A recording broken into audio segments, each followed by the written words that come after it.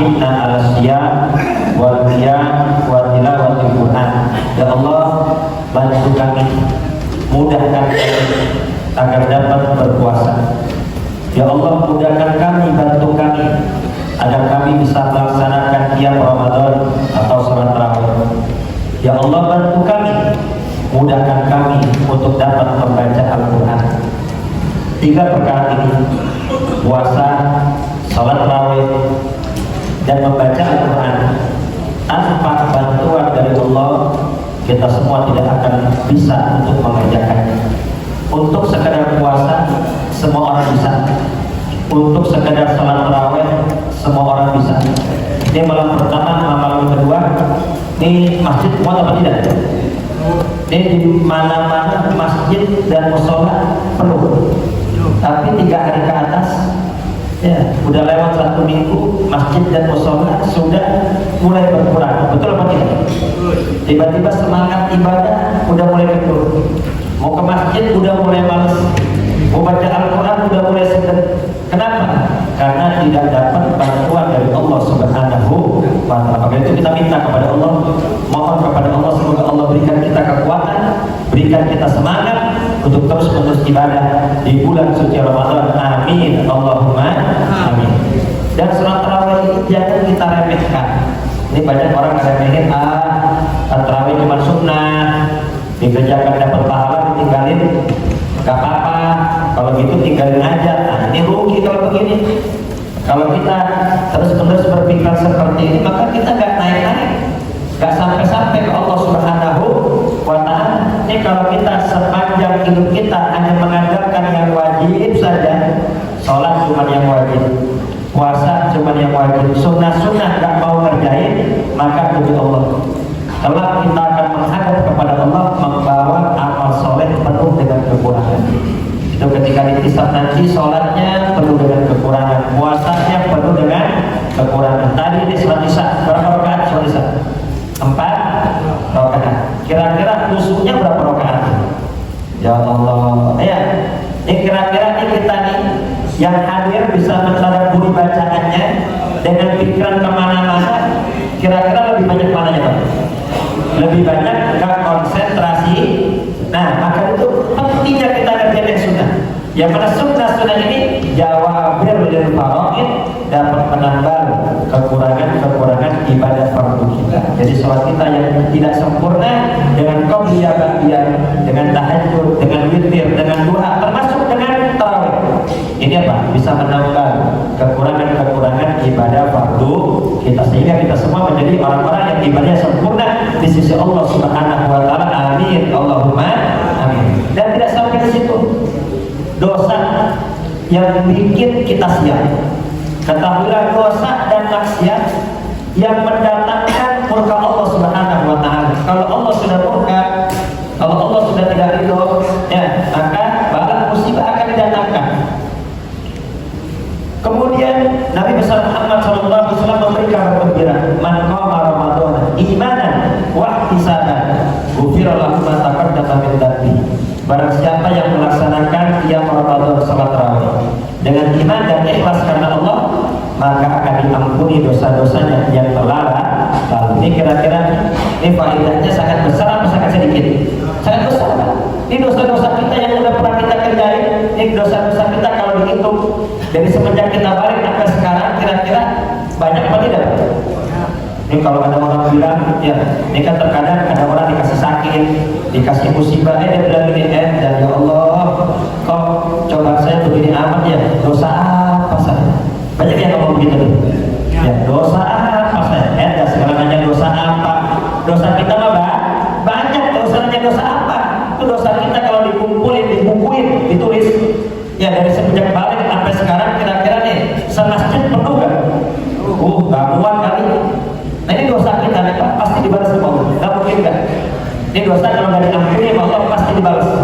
Yang bikin kita sial ke depan, yang bikin kita susah ke depan, yang bikin kita dapat musibah dan bala. Nah dengan kita istiqamah melaksanakan salat tarawih, insya Allah dosa-dosa kita yang terlalu diampuni oleh Allah Subhanahu wa Ta'ala, sehingga kita yang ditakdirkan akan sial, ditakdirkan akan dapat bala dan musibah, semoga dihapus oleh Allah Subhanahu wa Ta'ala, menjadi orang-orang yang selamat jadi orang-orang yang rezekinya lancar dan berkah. Amin Allahumma.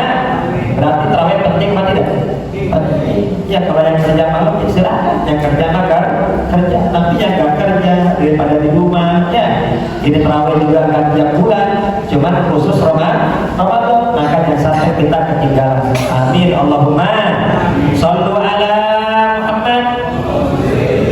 Banyak sekali pelajaran dapat kita ambil dari Ramadan. Di antaranya Ramadan ngajarin kita untuk bersedekah. Kita lihat ya, Nabi besar Muhammad SAW itu sangat menganjurkan barang siapa yang memberi makan berbuka maka pahalnya sama seperti orang yang berpuasa. Semakin banyak yang kita beri, semakin besar pahala yang kita dapatkan. Nah ini Ramadan ngajarin kita untuk berbagi. Ramadan ngajarin kita untuk peduli sosial. Ramadan ngajarin kita untuk lebih dermawan. Itu diriwayatkan dalam riwayat Sahih Muslim, man tasaddaqa faqad fakkara ya sab'ina syaitan. Barang siapa yang bersedekah berarti dia sudah mengalahkan 70 setan.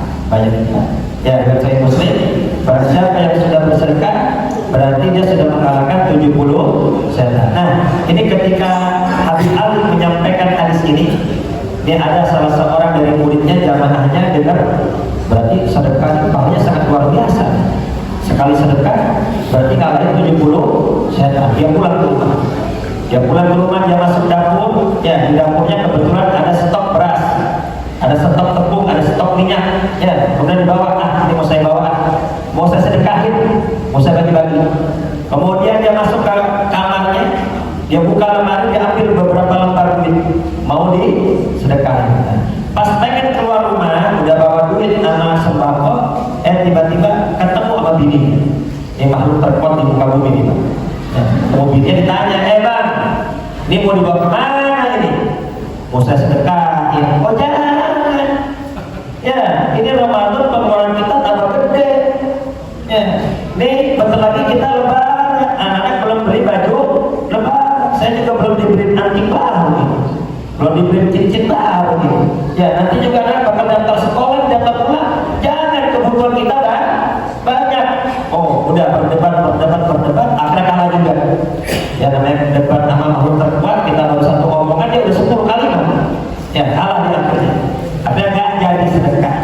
Dia balik lagi ke pengajian gurunya, dia berkata, wahai guru, ya, boro-boro. Apa boro-boro ini? Boro-boro mau ngalahin 70 setan. Sama satu setan aja di rumah saya kalah, apalagi sama 70 setan. Dalam naskah lain, dalam kitab lain, wahai guru, tadinya saya sudah berhasil ngalahin 70 setan. Datang banyak setan. Waduh, kalah saya. Ya, semoga istri-istri kita termasuk istri-istri yang soleh. Nah, ini Ramadan. Ya, ketika kita merasakan lapar, ketika kita merasakan haus, ketika kita merasakan lemah, nah ini mengingatkan kita, ya Allah, ternyata seperti ini yang dirasakan oleh orang-orang fakir miskin. Kita yang dirasakan cuma dari subuh sampai maghrib, akan tapi orang fakir miskin, ya, yang mereka rasakan bukan hanya pagi saja, bukan hanya siang saja, bahkan malam hari mereka juga merasakan lapar dan haus. Nah, sehingga di Ramadan menimbulkan semangat untuk berbagi, menimbulkan semangat untuk menjadi orang-orang yang dermawan. Shallu ala Muhammad.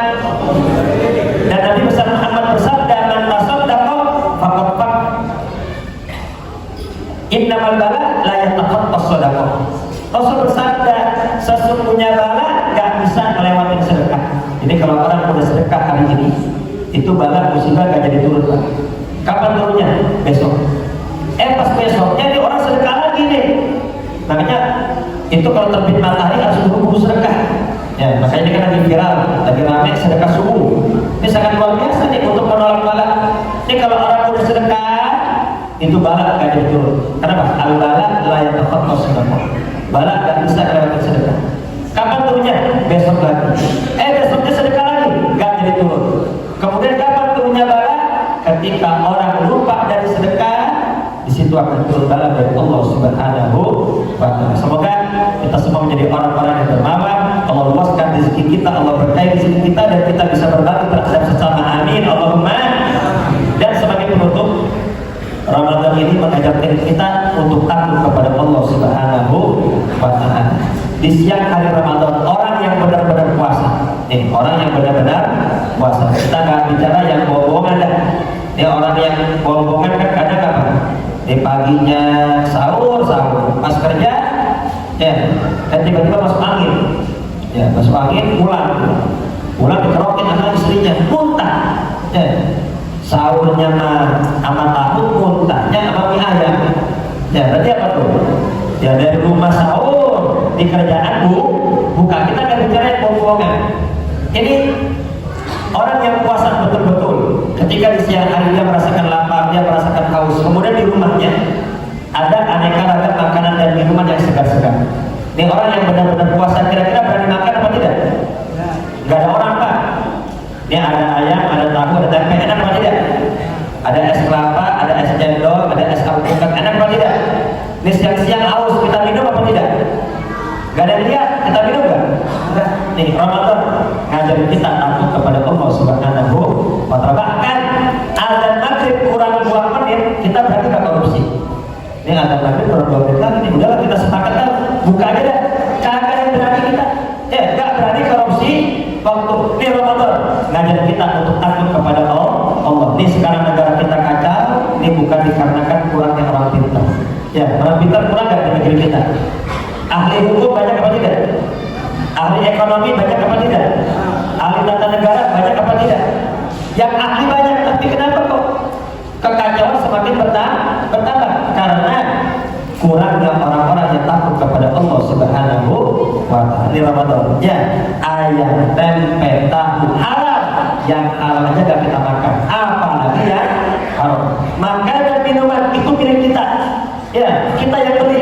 Tapi kalau belum ada maghrib kita nggak berani makan dan minum. Tujuannya apa?